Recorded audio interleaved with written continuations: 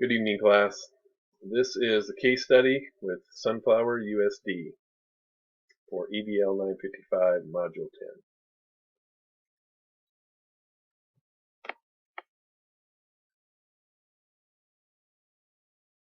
What do we know?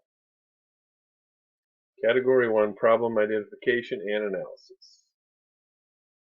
We know that we have 2 administrators, me, the new superintendent, and 1 principal. We have 44 certified staff, 37 teachers, 1 counselor, 1 social worker, 1 library media specialist, 1 music teacher, 1 PE teacher, 1 literacy coordinator, and 1 art teacher. We have 31 classified staff, 1 computer assistant instructor, 5 food service, 5 custodians, 3 maintenance, 1 security, 1 full-time nurse, 2 administrative aides, 1 registrar, and 12 educational aides. What else do we know? Well, it's my first day on the job. I get to my desk and I have a few things on my desk that I need to go through. First thing is latest assessment results. Nearly half of our students tested were below state and national test averages for math and reading. And next I see a letter to the editor. Dear new SOB in charge of Sunflower Schools. Nice title. And then he goes on to say, our school looks like hell, and our kids are dumb because of it. Students are forced to walk to school in an effort to save money. Constantly exposed to surrounding neighborhoods that has a high level of social instability, unemployment, rising drug use, violence, and crime rate. And then the next thing I look at is my former superintendent's climate survey. A lot of problems. Water damage from a leaky roof. Wonder why that wasn't fixed. Mold growth on classrooms. Yeah, that's what happens. HVAC in disrepair. Yep, then come pest infestation. Floor surfaces damaged. Peeling lead paint. Chemicals leaking in the mechanical room. And we wonder why teachers are dissatisfied. Some of the things they're dissatisfied is with community participation, student discipline, pay, central administration, and their ability to participate in decisions. Doesn't sound like too many people are involved with a lot. Teachers report poor indoor air quality, IAQ. About half the teachers have thoughts of leaving. That's not good. 86% of the teachers are willing to become involved with facility planning. Well, that's nice to know. Maybe we can involve them. What do we need to know? Students are underachieving. So what is the history of our state and national test averages in math and reading? What's it look like from the past? I need to know that. What is our attendance rate? Are our kids coming to school, or are there reasons why they aren't? First thing we're going to do is a walkthrough and see what our learning environment looks like. I want to see what the classrooms look like. I want to see just how bad it is. Learning and teaching environments are terrible. Obviously, they are, because everybody is saying it. So we need to do a safe schools facility checklist. I also need to know, where are we financially as a school district? We must not have any money because they haven't fixed anything. What can we fix in the short term? Is there something we can fix just with our staff and get things so we can stop some of the problems? Are students safe walking to school? I need to know what that environment is like, what the neighborhood is like. Culture of school and community needs help. The letter to the editor, local coffee shop, and beauty salon conversations are concerning. Who is this community member, and does he really represent the attitude of the community? I need to find out a little bit about him. What committees do we have for our district that involve teachers and community members? And Board of Education and administrators, but whoever else we want to. Well, I'm guessing that there probably isn't too much, if any. Are we transparent as a district? I don't know what that's going to look like, but I need to know. What are we getting the information out there? Are we communicating? What are we doing to involve parents in their students' education? That's another thing I'd like to know. Why is the community not involved? So, what is the problem? There seems to be a lack of collaboration and communication as school decisions are being made in the district with administration, staff, students, and community members. How are we going to improve that?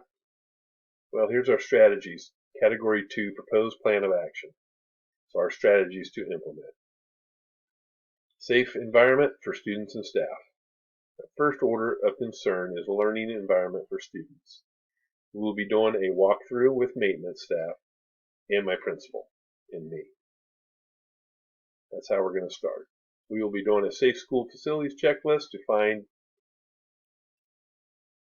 identify certain areas for improvement.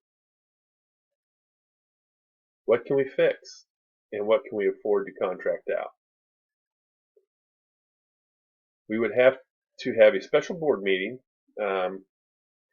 to address our problems. I doubt if it could wait for a regular board meeting, so we'd call a special one. Then we'd establish a contingency plan of how we want to attack it.